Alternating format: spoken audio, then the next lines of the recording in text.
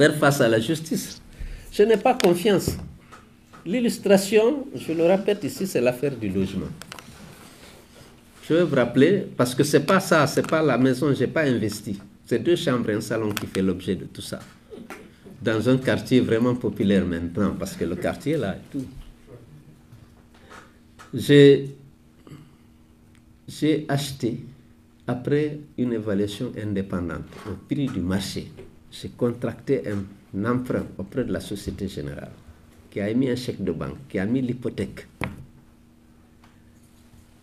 qui avec un échéancier que j'ai remboursé régulièrement. Dadis, lorsqu'il est venu, il a affecté le jugement à Mathurin. Il ne savait pas que c'était acheté. Lorsqu'il a reçu les papiers, il m'a appelé pour s'excuser. Alpha, lorsqu'il est venu, on lui a dit non, c'est l'occupe.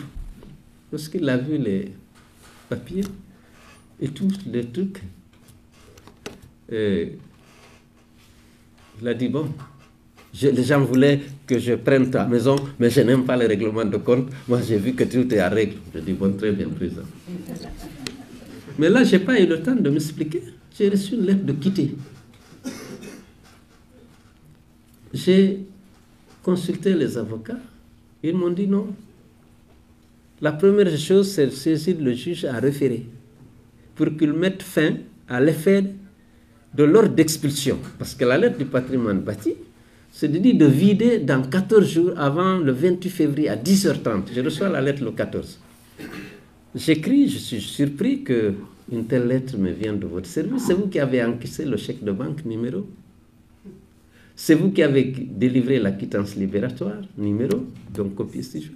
C'est vous qui avez écrit à la conservation pour demander de faire la mutation. Votre service.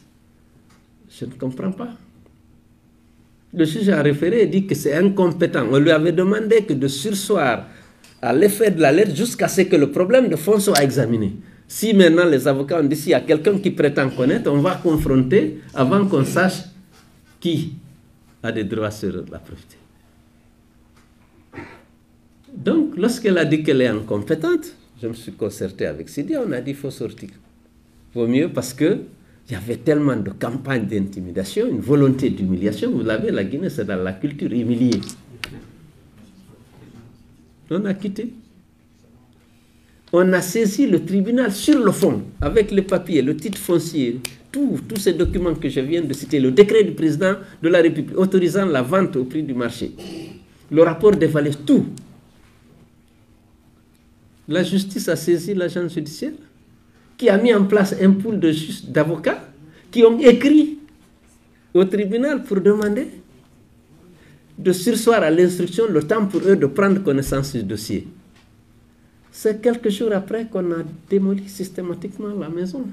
Jusqu'à présent, il n'y a pas de décision. Et après, on a tracé une école, on a travaillé nuit et jour pour faire 1+3 et dire c'est l'école. Et inauguré dans le faste. Jusqu'à présent, le dossier est suspendu à la justice. Cette justice-là, je ne peux pas dire que j'ai peur, mais je n'ai pas confiance. Puisqu'ils n'ont pas attendu, c'est le même. C'est le même CNRD qui se plaint contre moi dans l'affaire de Erguinet. C'est un dossier qui vient de 20 ans. Je n'y ai pas travaillé, parce que c'est le ministre de l'économie et des finances qui est chargé des privatisations et de loi. Il a mis une commission en place dont les noms existent. Il n'y a aucun cas de l'aviation civile qui relevait de moi à l'époque ou du cabinet. Ils ont liquidé l'entreprise. Ils ont mis en place le plan social. Ils ont réglé les droits des travailleurs. Ils ont fait l'inventaire des actifs cessibles.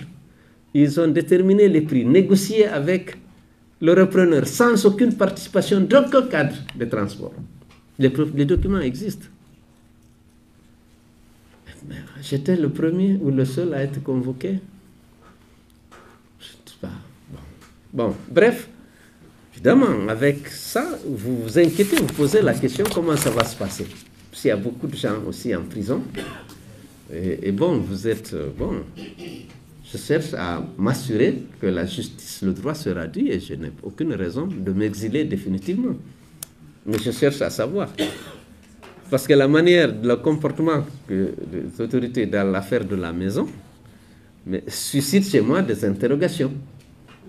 Parce qu'après ça, on a vu que dans les lois, le code de procédure, hein, les délais à partir desquels frappent les infractions, la prescription, ça s'est dépassé, mais le président a pris une ordonnance pour dire qu'il n'y a plus de prescription pour les infractions économiques. Parce qu'il y a c'est en 2002, ça fait 20 ans et plus maintenant. 21 ans. Donc voilà, j'ai des interrogations. Voilà.